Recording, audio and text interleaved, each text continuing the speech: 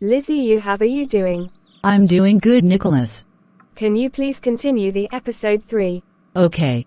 My husband only touches me when my mother is calling my name in episode 3. The words echoed inside me long after he said them. She's here again. I didn't move. I just lay there like someone pretending to be dead while my mind was shouting inside. Who did he mean by she? My mother? Did he also hear her voice in his own dream?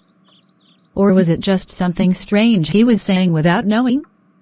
The more I thought about it, the more everything around me began to feel like a trap. By morning, David was already dressing up for work like nothing had happened. He even asked if I wanted him to buy tea on his way home. I just nodded because my voice didn't want to come out. Inside me, I decided that I needed to be sure of what I was thinking before doing anything stupid. I couldn't accuse my husband without proof. So I planned to test him quietly. That night, I told myself I wouldn't sleep until I knew what was really going on. I stayed awake, turning from one side of the bed to the other, watching the curtain dance under the ceiling fan. David slept like a child, breathing softly, no movement, no word. I didn't dream that night. I didn't even hear my mother's voice. I just waited for him to touch me. But he didn't. He didn't even roll close. He stayed far like someone who had sworn never to touch me again. By morning, the space between us on the bed was wide enough to park a bicycle. I stood up before him, went to the bathroom, and stared at myself in the mirror. I looked tired. My eyes had small red veins like someone that cried overnight. For 3 days, I didn't dream of my mother. For those same 3 nights, David didn't come near me. He just slept quietly, sometimes facing the wall, sometimes scrolling through his phone till he slept off. When I tried to hold him or joke around, he would smile weakly and say he was tired. The distance started to sting. I began to feel like maybe I was the one chasing him away. The house became cold, not from Harmattan breeze but from silence. We would sit in the sitting room, watching TV without talking much. Sometimes, I would look at him and wonder what he was really thinking. Other times, I would catch him watching me strangely, like someone studying a secret. One night, after eating dinner, I decided to talk. I sat beside him on the bed while he was checking something on his phone. "David," I said softly, "you've been quiet these days.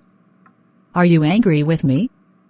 He looked up, forcing a smile that didn't reach his eyes. "Why would I be angry?" "Because I feel like you don't touch me anymore," I said, my voice shaking small. "Before, you used to at least try. But now, nothing." He sighed, dropped the phone, and rubbed his face with his hand. "Claire, you're overthinking. Work has been stressful." I wanted to believe him, but his eyes betrayed him. He wasn't just tired, he was avoiding me. The kind of avoidance that makes your heart burn and your body question itself. Later that night, when he slept off, I rolled closer to him and touched his arm gently. He didn't move. I tried again, this time holding his hand. Still nothing. He didn't even open his eyes. I lay there, staring at the ceiling, feeling like I had lost something I didn't even know how to name.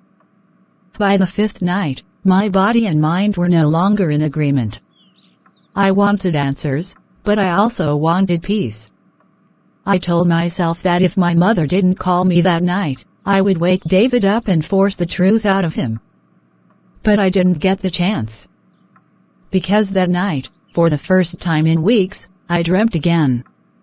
My mother's voice came back, louder, clearer, filled with worry. She called my name 3 times, and the sound shook me out of sleep. Before I could even open my eyes fully, David's body was already moving against mine, like someone in a trance. Only this time, his lips moved too. He was whispering something fast, almost like prayer, but I don't think it was to God. Episode 4 will be dropping soon.